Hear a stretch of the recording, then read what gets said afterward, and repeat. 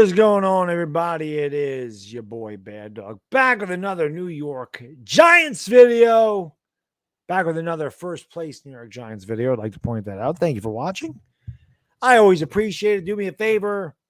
You know what to do by this point, guys and girls. Hit that thumbs up. It's the best way to help out the channel. Leave a comment. That also helps out. YouTube's algorithm likes when you hit the thumbs up and leave a comment. So if you want to help out the channel, that is definitely the best way to do it. New to the channel, I'd love you to subscribe and ring the bell. I'll come along with a crazy ride that will be the New York Giants season. It certainly got off to a great start. And I hope that you guys and girls will subscribe, share it out with a friend, and hopefully we can continue this run, which has been very fun, 2-0 for the first time since 2016. So by this point in the year, I'm usually ranting and raving, screaming about Daniel Jones, screaming about the coaching staff, screaming about something. Haven't really had a reason to, but now we do. Oh, yeah, now we do. Kenny Golladay. I really want to talk about Kenny Golladay, and I want to talk about Brian Daboll. So supposedly, Kenny Golladay left early. Supposedly, Kenny Golladay went into the locker room early, emptied out his locker and was gone during the 15-minute cool-off period before the media gets in there. Not a good look. Now, Brian Dunleavy said that on Twitter. Julian Love came out and said, well, I did that too. A lot of guys did it. I don't know why, if that's true or not. I really don't know. It could be Julian Love sticking up for the guys. I don't know. What I do know is, why is Kenny Golladay being singled out? Kenny Galladay's attitude sucks. Now, Kadarius Toney has had very weird time here with the Giants. Very weird. It's been strange. It's everything. It's weird. He's not getting snaps. He's injured. He's not injured. COVID, grandma dying, rap. It's who knows? Kadarius Toney saw 7 snaps against Titans and said, I don't care. We won. Kenny Golladay doesn't seem to give a damn. This is one of the worst contracts ever given him that I can remember as a Giants fan. Thank you again, Dave Gettleman. It's a Dave Gettleman hangover. It continues. But you can see culture changing here at the Giants, winning games we wouldn't normally win. Players playing extremely hard for Brian Daboll, showing some Giants pride. And when it looks like they're going to end up losing, they come back and win, showing resolve, showing grit and toughness. Something we haven't seen in 5 years. Kenny Golladay doesn't exhibit any of that personality. And Brian Daboll don't give a damn how much Kenny Golladay makes, which is why I respect him. David Sills. That's right. The David Sills, who had one big catch yesterday, had a bad pass interference play, and I believe he dropped the pass. He started over the $72 million wide receiver that we got from Detroit. Kenny Golladay was on the field for 1 snap, I believe, that I remember. It was on the Daniel Bellinger touchdown. He's done absolutely nothing. It's been a train wreck. And Detroit Lions fans told us this. At least they told me this. They said, good luck with that guy. There was a lot of talk about how Kenny Golladay could have played in Detroit in 2020 and decided he didn't want to. He didn't want to play. He didn't want to play on a losing team. He didn't want to risk injury. He wanted the bag. And then he got the bag. And the players that only play for the money and not for the love of the game, well, once they get paid, what the hell is their incentive? His attitude sucks. And I'm going to tell you this right now. Daboll and Shane ain't having that on his team. And it's shown because they benched his ass. And they don't care what your name is. They don't care what you've done in the past. And Daboll said that from day one. The one thing I love, there's a lot of things I love about Daboll and Shane. But the big thing is, when they tell you something, they mean it. They don't tell you something and do something else like Gettleman used to. Well, I'm going to fix the offensive line. And then you draft one guy in the first round on the offensive line. You draft one offensive lineman in the first round your entire tenure. And then in 2021, you don't draft a single offensive lineman the entire draft. So tell us another lie. You don't sign talent to trade them. You sign Odell Beckham, and then you trade him. So Daboll and Shane have said Daniel Jones will be the quarterback. Now, listen, Daniel Jones had ups and downs. I don't care. We were 2-0. I know there's some fans out there saying Tyrod Taylor this, Tyrod Taylor that. Tyrod Taylor don't give the Giants a better chance to win. The offensive line isn't any good. So Tyrod Taylor's not the answer here. We're riding with Daniel Jones. Brian Daboll said Daniel Jones is the man. He's the man. Brian Daboll also said before Colin Johnson tore his Achilles, which sucks because Colin Johnson would have been out there right now. I'm telling you right now. He said, I don't care. The wide receiving room is up for grabs. The guys that earn playing time on the field are going to get it. This is why we see David Sills and Richie James. Two guys that, if you're not a Giants fan, nobody's ever heard of. These guys are getting more snaps than the first-round pick, Kadarius Toney, and the $72 million Kenny Golladay. And we're 2-0. Kenny Golladay, I don't remember how many games he played last year for the Giants, still does not have a touchdown. Still is Mr. Invisible. Still getting that damn paycheck, though.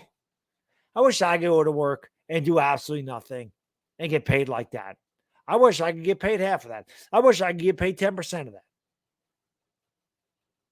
I would love to get $720,000 and go to work and do nothing.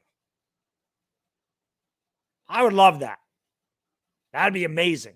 He gets $72 million and doesn't do anything. But his attitude sucks.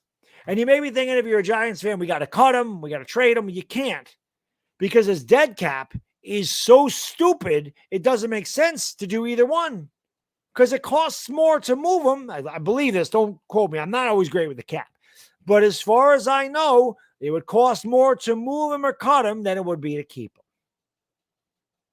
Don't want the locker room cancer there. But what I'm saying is you can tell right now, Brian Daboll, Joe Shane, Mike Kafka, Wink Martindale, they are establishing the locker room.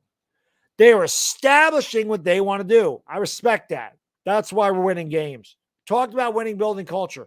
I love the fact these guys don't give a damn about your stature.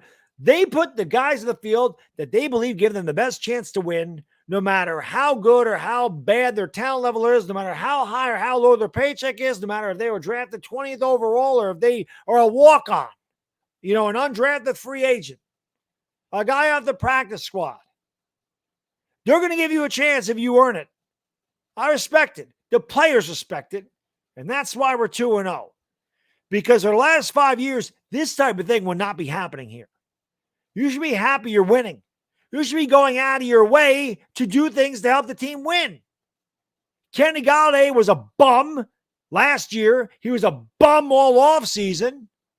Dogged routes, not cutting the way he should, not giving 100% effort, running bad routes, hurt, garbage. And I'm telling you right now, he ain't long for the Giants. We have to put up with him this year. They saved $6 million. He will not be here. He's not a Shane guy. He's not a Daboll guy. He's not a winning player. He's got a losing attitude. And that's the type of thing that Daboll and Shane are trying to get rid of. And I'm not saying Blake Martinez was a losing ball player, but he was one of our best. Let him go. James Bradbury was our best player in the secondary. Thin in the secondary. Had to let him go. Drafted Cordell Flott. Riding with Adoree Jackson. Drafted Dane Belton. Said, I don't care if you're our best corner. We can't afford to keep you. You're gone. Blake Martinez, don't care if you're our best middle linebacker. We don't believe you fit the scheme. You're gone. We don't care what you've done in the past. We care about what you're going to do with the Giants in the future. If we don't like you, you're gone. Or you're going to sit the bench. Excuse me. You're going to ride the pine. I love it. Kenny Galladay's attitude blows. And we've had a lot of those guys on this team for the last 5 years. And that's why for the last 5 years, this team has been a proverbial loser. Well, early on in 2022, not the case. Not the case. Is it pretty? No.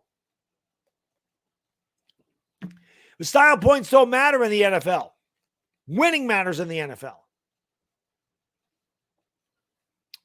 And right now, the Giants are 2 for 2 in W's. With Kadarius Toney getting 7 snaps in game 1. Not many snaps in game 2 either. And Kenny Golladay, as far as I know, got one snap. Bill Parcells had the same type of idea. He said about Jeff Hostetler, say about Phil Simms. He didn't give a damn who it was. If the player's ego is too fragile and he wants to be traded, then move him. I'm a guys that want to be Giants. Unfortunately, we can't move Kenny Golladay this year, but not long for the future. But that's the type of player that we used to coddle and keep and stroke their ego, and we'd lose. Brian Daboll don't give a damn about your ego. He don't give a damn if it hurts your feelings. He don't give a damn about how much money you make. What Brian Daboll cares about, what Brian Daboll gives a damn about is winning football games. And if you don't work and you don't earn your playing time, he ain't giving it to you. That's my type of coach.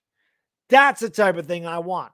Establish that locker room. Establish that you're in charge. And establish that no matter your status on this team, you will earn your playing time. And that's what he has done with this wide receiving core. It's going to look very different next year, but I love what they're doing. I love that he takes no crap, and I love that he's giving it to us 100%. That's the way it's supposed to be. That's the way it has been. I do appreciate you guys and girls watching. Quick shout outs to the sponsors. I always say, man, thank you for watching the video. We're going to have football tonight, right? We got the Eagles. We got two games tonight. I don't know what the first game is. Oh, Bills, Titans. So we got Bills, Titans, and we got Eagles, Vikings. Make sure you go to your store, your local grocery store, get yourself a pint of Nick's ice cream. It's over here. Nick's ice cream. It's the best ice cream you can buy. Trust me. You can get Nick's ice cream. You can get one of their smack bars. These are also fantastic. Get a Nick's smack bar. Cut that thing up. Put it in your ice cream. Right? Go do something. Or you can go get yourself a cram bar, which is one of these beautiful things, like a ice cream sandwich cookie.